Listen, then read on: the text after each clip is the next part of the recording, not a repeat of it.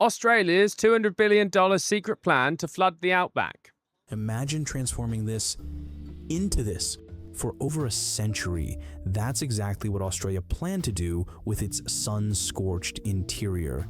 Create a vast inland sea stretching 1,000 kilometers across the Outback. Surely that would just like be, as soon as you put it down, surely it would just absolutely like evaporate again. It's too hot. Australia nearly spent $200 billion to create its own Mediterranean Sea in the middle of the desert, a project that would have changed the climate of an entire continent. Sounds like a scene from Mad Max Fury Road meets Waterworld. Do they even have $200 billion to just like splash out like that? Is their economy that good or no?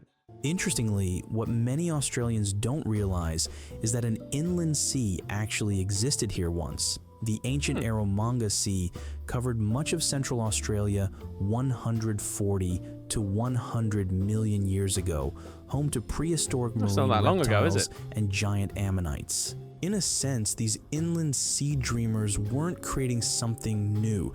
They were unconsciously trying to restore what nature once built. But here's the surprising part. AI? Internal documents reveal this failed project has been secretly revived with cutting-edge technology, and climate scientists now believe it might be Australia's only hope against its Achilles heel, catastrophic drought. The question is, would creating this sea save a continent or destroy it?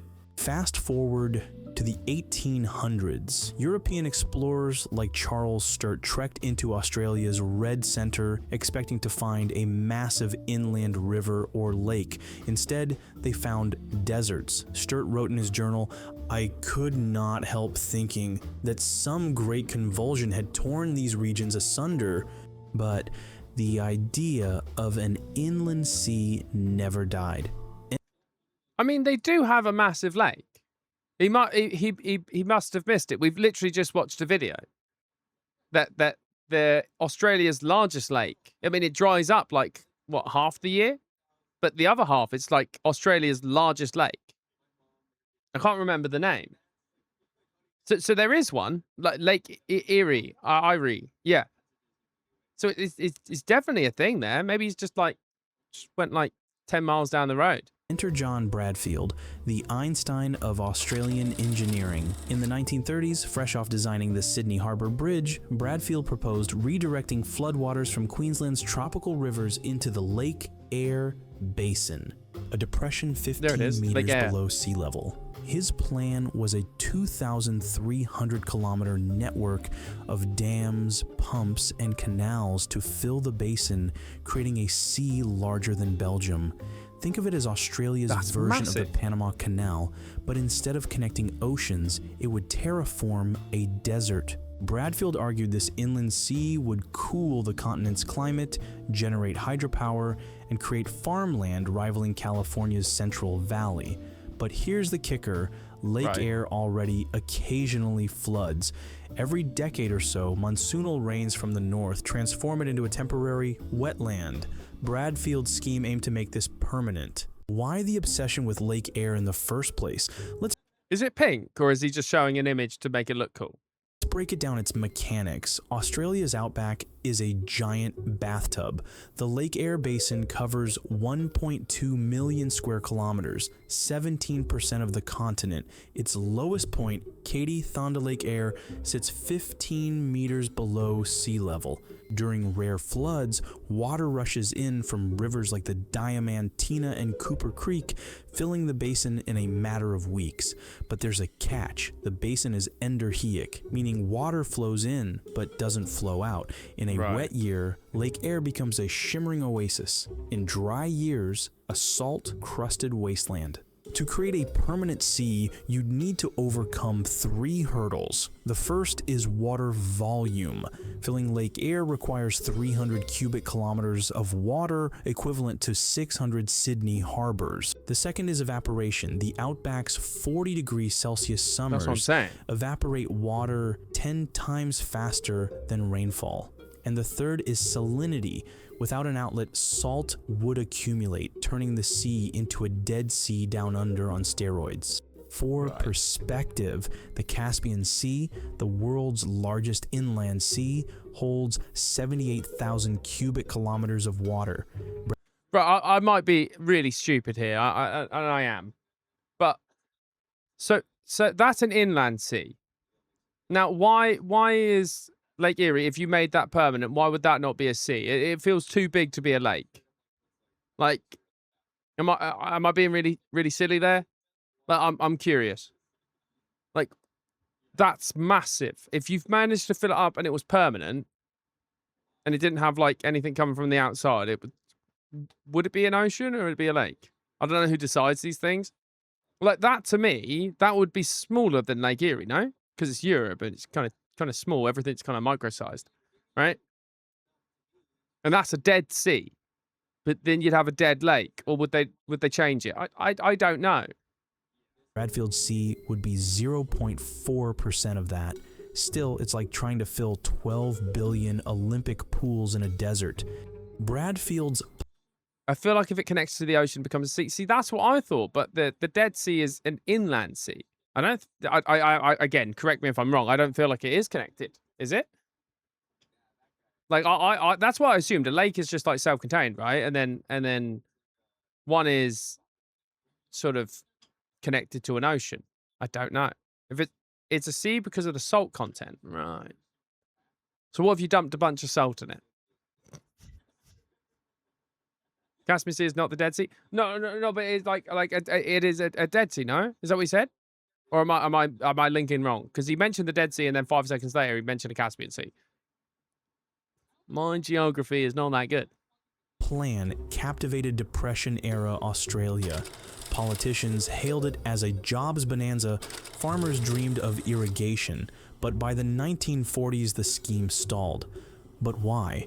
The Bradfield scheme faced two stubborn opponents, physics and mathematics. Engineers calculated that evaporation would drain the sea faster than rivers could fill it. Even with Bradfield's canals, the basin would lose 3 meters of water annually, requiring perpetual refilling. The cost was estimated from $10 billion up to $200 billion. The project dwarfed the Sydney Harbour Bridge's budget. And finally, tampering with river systems threatened fragile ecosystems and indigenous communities reliant on them. Fast forward to the 1960s. The Soviet Union's Aral Sea disaster, a cautionary tale of diverting rivers for agriculture, showed the risks. The Aral Sea shrank by 90%, creating toxic dust storms. Australia took note. By the 1970s, the Bradfield scheme was shelved, but the dream lingered. In 2020, a new proposal emerged, the Australian Inland Sea Project 2.0. This time, powered by renewable energy. The plan was to use solar-powered desalination plants on the coast to pump seawater 600 kilometers inland. Supporters argue flooding the basin with salt water avoids evaporation as salt reduces water loss. A sea could boost rainfall via lake effect weather patterns, and solar energy makes it sustainable. But critics fire back. The cost is $200 billion plus for pipelines alone. And the next problem is salinity. A saltwater sea would sterilize the soil, rendering agriculture impossible. And finally, indigenous... I'll edit this. Wait. I was busy. You knocked and then you didn't actually wait for me to knock. I was doing a video. Oh. You should probably wait for me to knock. No, I can get it now. We've stopped now, so. What if I was naked? What if I had my tackle out?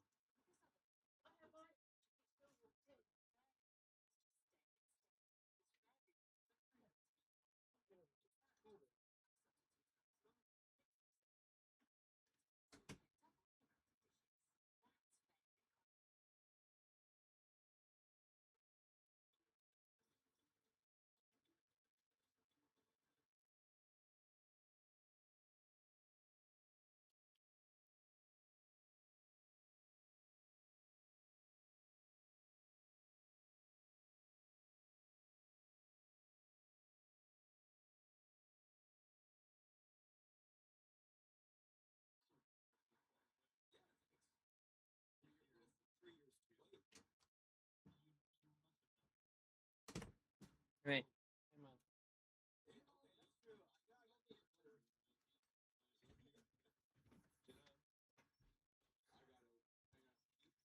Did I just hear what I think I heard? You did hear that, yeah. You did. A sea is a large body of salt water that is generally smaller and shallower than an ocean. Most seas are partially enclosed by land, though there are exceptions. Right. Also, the ocean water has to flow into the lake for it to be a sea. If the lake water flows into the ocean, oh, okay, so it's the what's flowing. Okay, I see that. Why can't they just dig like a big incline from the ocean? You know, like have you seen those people when they dig the sand at a beach and then they like from like a little river and then like they create this like massive thing out to the sea and it's like a big thing. Why can't they just like dig a massive like slant like that from the ocean and it just feeds into like it like air? Why can't I do that? Right, but now I have to edit.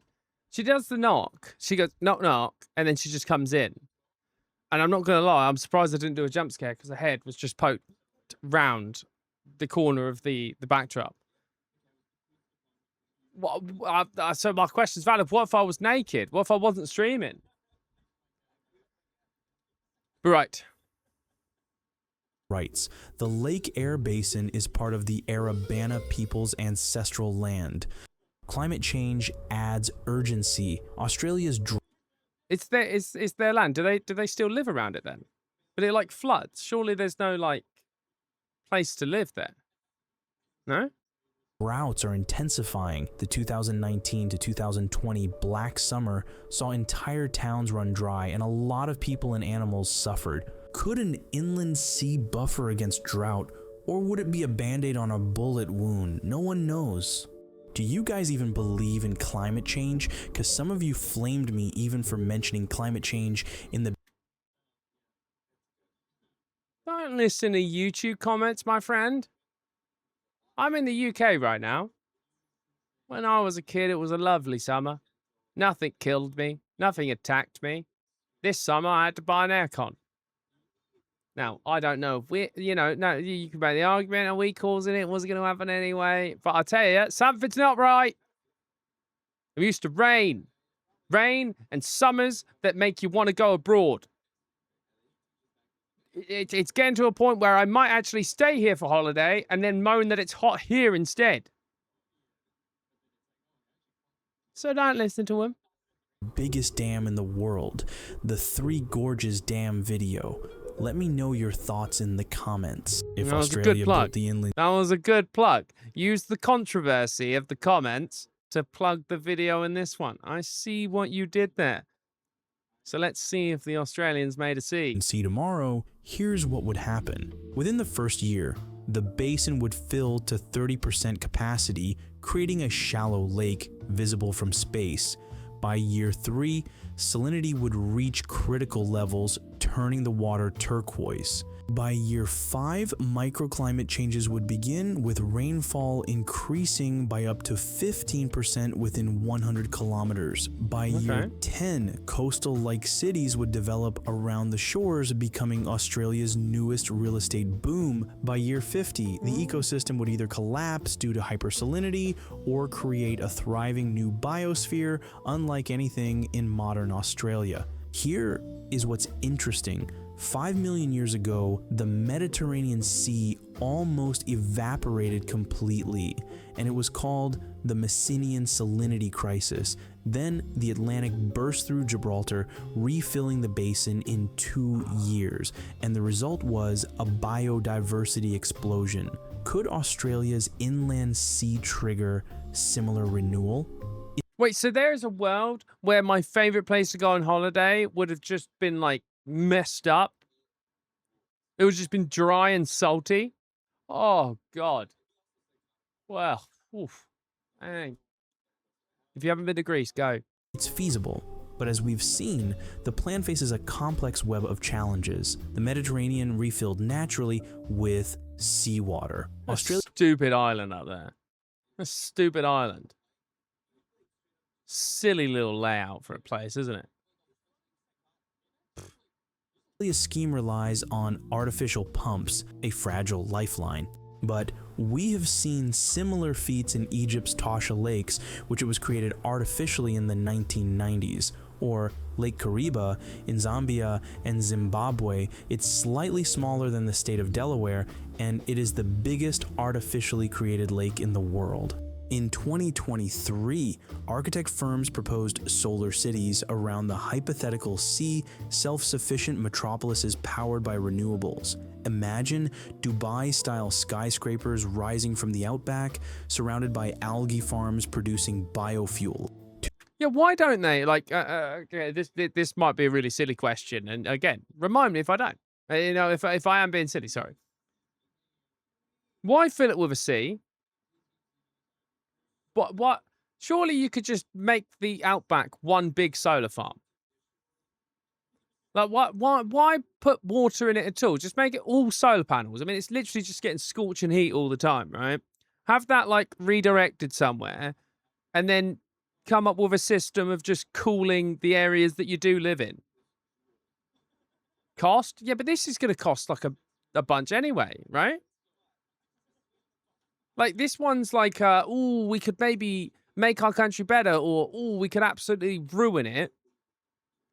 The other one's just free power, right? Like they've got like real estate for a solar farm, like no one else has, really, right? To succeed, engineers wouldn't just build dams, they'd erect walls against an advancing force as relentless as the colossal Titan, where every blueprint is a battle cry. But let's get real. Current tech isn't there yet. Breakthroughs like graphene filters, which could desalinate water 100 times cheaper, or salt mining the sea's salt for export. Even with these, the project remains a Hail Mary. The biggest hurdle isn't engineering, it's ethics. The Arabana people call Lake Air Kadi Thanda, a sacred site. Flooding it risks erasure of culture and songlines older than the pyramids. As Elder Aaron Stewart stated, "Our stories are written in this land. You can't drown them." Economically, But it's like not drowning it, no? Like it's making it bigger. If it's like a holy site, that's like I don't know. I mean that's a very much I don't understand the culture because I'm not from it. You know what I mean? But that's like making like a holy site like larger, no? Making it thrive. Maybe like you said, like a biodiverse boom. This sounds pretty good. I mean, at the end of the day, it just basically is just. Does anybody live there? That's my if anybody lives there, I mean, and you don't have rights to that land, then obviously you can't do it. But if no one lives there, it's drying up and Australia is burning, it feels like it makes sense. Like I'm sure the home that I'm on, I mean, England's been invaded by fucking hundreds of times at this point. Historically, like where my house is now, I'm sure someone state claim and had history and legend to even this area. Do you know what I mean? Someone was attached to this bit of space at one point. It's just, it's too much history. I think sometimes you have to realize if it can be the betterment for everybody, it's a trade-off. I don't know. What do you think? Comment what you think. I'm curious. I'm easy either way, but I can see both sides. the sea might never pay off. The region is stricken with poverty, especially the Aboriginal poverty. It's like ordering smashed avo at a cafe while your mate can't afford toast. Australia's mining boom made it rich without mega engineering. Why gamble on a sea? Australia's inland sea is a Rorschach test of ambition. To some, it's a climate solution, to others, a colonialist fantasy. Yet the idea persists because it speaks to humanity's oldest urge to conquer. Why did you say colonialist fantasy? Now, if anybody else comment this, it's going to be like, oh, British colonialist. No surprise. That's all I'm going to get now. Why did you have to say that? They weren't thinking that before, but now they're thinking it. Mine was logic, and now you've attached... Right, okay. Sins of the father, right? Let's carry on. Nature. Will it ever happen? Probably not. But as droughts worsen, don't be surprised if the debate resurfaces. After all, Australia loves an underdog story, and what's more underdog than a desert fighting an ocean? Also, Australia sucks at fighting the nature. Just look at the Emu War, where Australia famously lost. We watched So, this. what do you think? Should Australia gamble billions on a man-made sea or invest those resources in many small, smart water solutions instead? This video took over 80 hours of research, including reviewing engineering documents most people never see. If you found it valuable, please hit the like button. Also, here's my question for you. All right. Which of these other impossible mega projects should I cover next? I will put options in the Patreon and in the YouTube membership tabs. Okay, hit me you can with it. vote and also input your own topics. If it's selected, I will do a video on your topic. Thanks for watching. I thought you were going to give me a vote. I'm not clicking a Patreon. I'm sorry, but I'm not. He didn't give us anything. Outrageous. What do you think? Should we gamble? Gamble? New sea? Why not? Why not? See what happens. Well, personally, I think it really rides off of what you're gonna do with a barren land. Are you just gonna let it be dry and barren and maybe mine some of it, or do you want to flood it? I think it's largely what are you gonna do with it if you don't do that? I think that's what it comes down to. If you're not going to do anything with it and you have the money and you want to gamble, why not? Let's do it. But again, don't kick anybody out of their homes. That's what I'm saying. But I appreciate you. I'll see you in the next one. You take care.